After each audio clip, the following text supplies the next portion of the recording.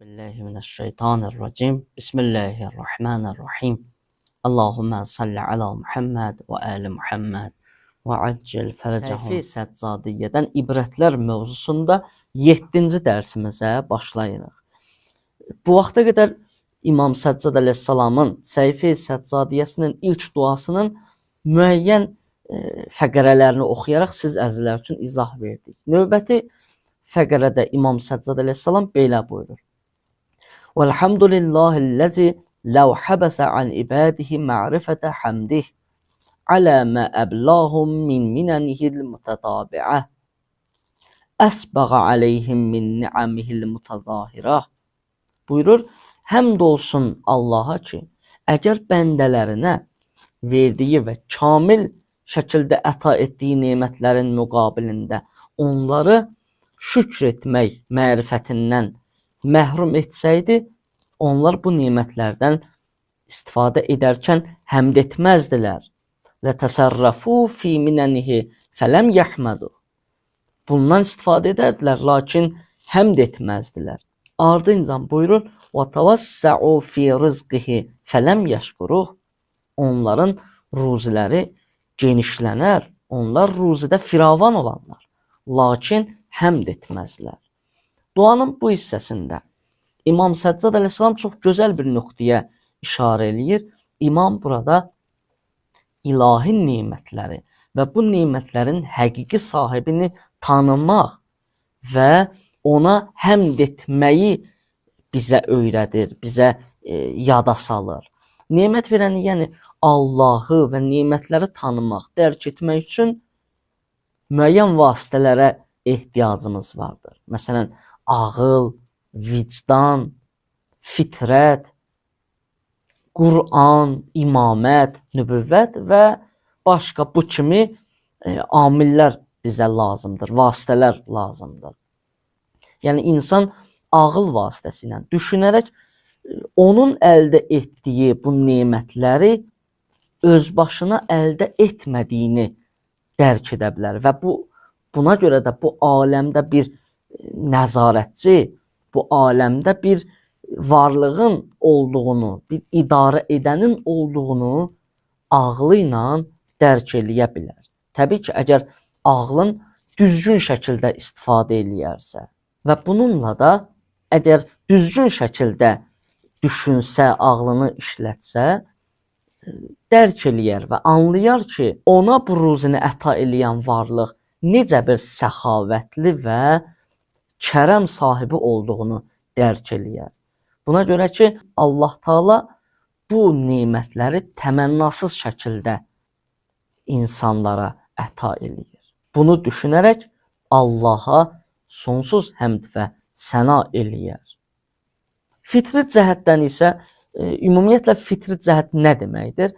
Fitri məsələ bu deməkdir ki, əqli dəlilə sübuta ehtiyacı olmayan batini hisslər, batini məsələlər nəzərdə tutulur. Məsələn, biz hər hansı bir gözəl bağçaya, gözəl bir təbiətə, mənzərəyə baxdıqda, yəni heç bir normal insanın ağlı, şuuru düzgün işləyən insanın ondan uzaq gəzməz.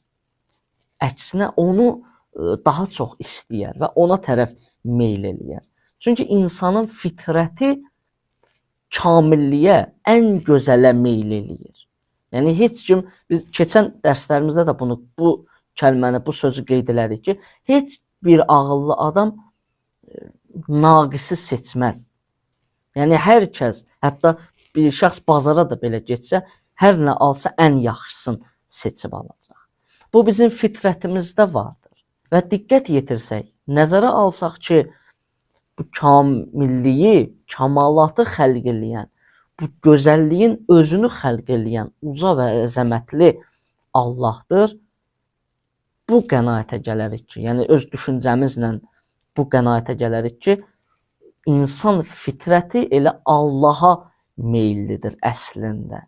Yəni buna bir növ gözəlliklərə olan meyl, gözəlliklərə olan eşq, kamilliyə olan meyl də adlandıra bilərik. Buna görə də insan öz fitrətinə nəzər salsa, Allahı tapar. Lakin ola bilər ki, insanın fitrətin üstü toz olsun. Yəni məcazi mənada desək, yəni insan etdiyi əməllərlə, etdiyi xarab işlərlə, xarab əməllərlə, günah əməllərlə fitrətin üstünü toz örtsün. Və buna görə də Allah Taala bizə bu fitrəti təmizləmək üçün müəyyən vasitələr qərar veribdir. Həmin vasitələr Allahın peyğəmbərləri və imamlarıdır. Necə ki, Allah Taala Qurani-Kərimdə buyurur ki, peyğəmbərimizə buyurur ki, "Fəzəkkir innəkə əntə muzakkir." Xatırlat, həqiqətən sən xatırladansan. Yəni insanları yenidən Allaha qaytarmaq üçün, bu toz olmuş fitrətlərin təmizləyib Allah tərəfinə istiqamətləndirmək üçün Allah Taala peyğəmbərlər və imamlar göndəribdir. Buna görə də nə indiki zamanda, nə də ki çox qədim zamanlarda elə bir dəstə, elə bir qövm tapa bilmərik ki, həmin o dəstə ya qövm, həmin o ümmət inancsız olsun. Mütləq bir dini inanca malik olacaqlar. Və bu səbəbdəndir ki, insanlar, qədim dövrün insanları sadəcə olaraq düzgün şəkildə Allahı tapmadıqları üçün müəyyən daşdan, taxtadan, ağacdan bir şəkil verərək ona, bir büt düzəldərək ona ibadət eləyirdilər. Vicdan hissi ilə də insan öz Rəbbini taparaq dərk eləyə bilər. Vicdanla məsələlərə baxsa, dünyanın, aləmin gedişatına baxsa, bütün nemətlərin, bütün varlıqların içində Allahın vücudunu, Allahın varlığını tapıb onu dərk eləyə bilər. Və həmçinin imamlar, peyğəmbərlər, Allah Taala bu qədər peyğəmbərlər göndəribdir. 124 min peyğəmbər göndəribdir insanların fitrətin təmizləməsi üçün. İnsanları ayıltmaq üçün, xatırlatmaq üçün, yenidən Allaha tərəf qaytarmaq üçün. Bütün bu vasitələrin hamısı insana həqiqi nemət verənin kimliyini, nemətlərin əsl sahibini və ümumiyyətlə bu nemətlərin necə bir həyati önəm daşıdığını dərk etməsi üçün yardım edən amillərdir. Nəzərə alsaq ki, bütün bəşəriyyət həyatda qalması üçün, yaşaması üçün sadəcə olaraq bir nəfəsdən asılıdır. Bütün bunlara nəzər yetirsək, diqqət yetirsək, nə üçün insan Allahına qarşı həmd etməsin, şükür etməsin? Duanın bu hissəsində İmam Səccad əleyhissalam bu fəqərənin ardıcan belə buyurur. وَلَوْ كَانُوا كَذَلِكَ لَخَرَجُوا مِنْ حُدُودِ الْإِنْسَانِيَّةِ إِلَى حَدِّ الْبَحِيمِيَّةِ فَكَانُوا كَمَا وَصَفَ فِي مُحْكَمِ كِتَابِهِ. Buyurur ki, İmam Səccad əleyhissalam, əgər onlar həmd sana etməsəydilər, yəni insanlar şükür etməsəydilər, həmd etməsəydilər, insanlıq sərhədlərindən kənara çıxardılar və heyvanlıq sərhədlərinə doğru yaxınlaşardılar. Və necə ki, kəmə vəsəfə fi muhkəmi kitabih, və necə ki, Allah Taala onları öz möhkəm kitabında vəsf eləyir. Yəni belə buyurur ki, Allah Taala inhum illə kəl ən'am. Onlar sadəcə olaraq dörd ayaqlıya bənzəyərlər. Sanki dörd ayaqlıdırlar. Onun kimidirlər. Bəl hum adallu səbilə. Bəlkə ondan da zəlildilər. Bəlkə ondan da azğındırlar. Yəni həmd etməyən, Allahın nemətlərini tanıyıb ona həmd etməyən şəxslər, Allahın nemətlərini tanımayan şəxslər, yəni insanlıq sərhəddindən kənara çıxırlar. Yəni bir növ insan vəhşiləşir. Yəni heyvanın xüsusiyyətlərini tədricən özündə formalaşdırır. Və bunu tarix boyu elə günümüzdə də bunun çoxlu nümunələrini göstərmək olar. Getdikcə dünya dəyişir və insanlar hətta bir-birlərinə qarşı da vəhşiləşirlər. İnsanlıq çərçivəsi dedikdə, yəni insanın həqiqi məqamı nəzərdə tutulur. Yəni insanlığın sərhədləri, çərçivəsi. Yəni Allahdan aşağı, lakin hətta mələkdən də üstün olması nəzərdə tutulur. İnsanlığın ən üstün və ən son mərhələsi Həzrət Peyğəmbər sallallahu əleyhi və onun pak müqəddəs əhli beytidir. Bu şəxslər 14 məsum əleyhissalam daim Allaha doğru hərəkətdədirlər və daim bu yolda məqamları ucalır. Necə ki Allah Taala Qurani-Kərimdə buyurur ki, möminlərə bir müsibət üz verəndə onlar belə deyərlər: İnna lillah və inna ileyhi raciun. Yəni biz Allahdanıq, biz Allaha məxsusuq. Qayıdışımız da Allaha doğrudur. Yəni Allahın bir başlanğıc nöqtəsi yoxdur ki, və yaxud da ki, müəyyən bir məhdudiyyəti yoxdur ki, biz Allaha tərəf qayıdaq, orada qalaq.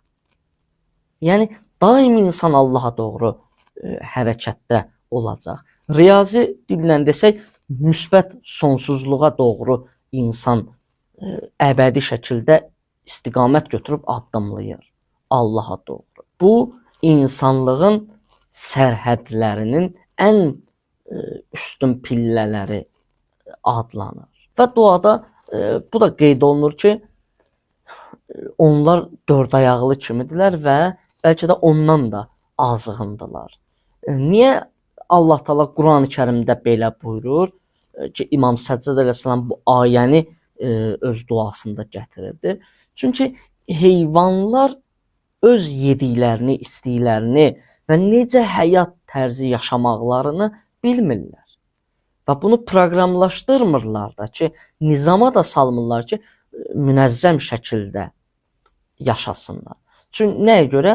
Çünki insanda olan ağıl, şuur və düşüncə heyvanlarda yoxdur. Buna görə də Allah Taala bu bayaq saydıqlarımı ənbiyadır, peyğəmbərlərdir, imamlardır və bu vicdan hissidir, əqildir, şuurdur. Bunların hamısını insan üçün qərar verdiyinə görə insanın boynunda həmd və şükür məsuliyyətini qoyubdur. Bu məsuliyyət heyvanlarda yoxdur.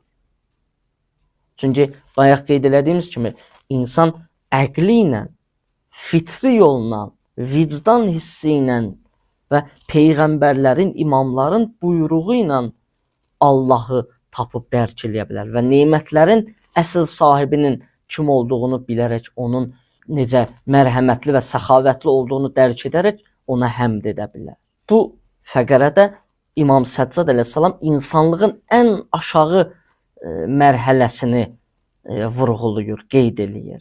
Yəni insanlar, yəni o insanlar ki, Allahın nemətlərini tanımazdan gəlirlər və Allaha boyun əymirlər, Allaha həmd sana etmirlər, onlar ən aşağı dərəcədədirlər. İnsanlığın ən aşağı dərəcəsindədirlər. Necə ki Allah Taala mübarək Tin surəsində belə buyurur: "Laqad xalaqnal insana fi ahsani taqvim, summa radadnahu asfala safilin." Biz insanları ən üstün şəkildə xəlq elədik. Ən üstün ölçüdə, biçimdə xəlq elədik. Sonra insan əsfələ safilin, aşağıdan da aşağıya doğru gedir. Yəni ən alçaq dərəcəyə gedir. Nə ilə? Öz əməllərinin nəticəsində. Nə üçün heyvandan da aşağı deyir İmam Səccad əleyhissalam? Çünki heyvanın bayaq qeyd elədiyim kimi ağlı, şuuru yoxdur və onun məqamı artıb azalmır. Yəni belə bir məqamı yoxdur heyvanın ki, artsın, azalsın, uca məqamlara yetişsin və yaxud da ki, aşağıya düşsün. Çünki heyvan nədir? Elə özüdür, odur. Lakin insan daim izzətə doğru çatdığı kimi eynən həmin qayda ilə də zillətə doğru düşə bilir. Çünki insan mələkdən də yuxarı və heyvandan da aşağı dərəcəyə yetişə bilir. Çünki ixtiyar sahibidir və ixtiyar sahibi olmağından da sui-istifadə eləyir çox məqamlarda. Və nəticədə gəlib çıxır öz nəfsinə aldanaraq gəlib çıxır heyvandan da aşağı, əsfələ səfilinə gəlib çıxır. Demək olar bunun da sonu olmur. Çünki ola bilər insan bu dünyada günah eləsin, zillətə düşsün və bu cür dünyadan köçsün, qutarsın. Lakin insanın etdiyi o çirkin əməllər, fəsadlar, ictimai fəsadlar, fərdi fəsadlar, zülmlər, başqalarına etdiyi zülmlər, bunların hər biri əməllərin keyfiyyəti əsasında zillətə düşməsinə səbəb ola bilər o dünyada da. Və hətta ola bilər ki, əbədi şəkildə bu zillətə düçar olsun. Və bu da yəni əbədi şəkildə olduğu təqdirdə daim zillətə doğru hərəkət edəcək. Yəni nə? Yəni heyvandan da aşağı dərəcədə olacaq. Necə ki Allah Taala Quran-Kərimdə buyurur: "Əuzubillahimineşşeytanirracim. Fi azabi cəhənnəmə xalidun." Cəhənnəm əzabında əbədi şəkildə qalarlar. Əbədi olaraq zillətə düçar olarlar. Yəni heyvandan da aşağı dərəcəyə düşərlər. Allahı and veririk öz izzət və cəlalına tezlikcə bütün İslam düşmənlərini məhv nabud etməklə və İmam Zaman ağanın zuhurunu təcil etməklə dünyada olan bütün zülmlərin kökünü kəssin və hər birimizi bu mübarək Ramazan ayından bağışlanmış halda çıxanlardan qərar versin inşallah. Vəssalamu aleykum və rəhmətullahi və bərəkət.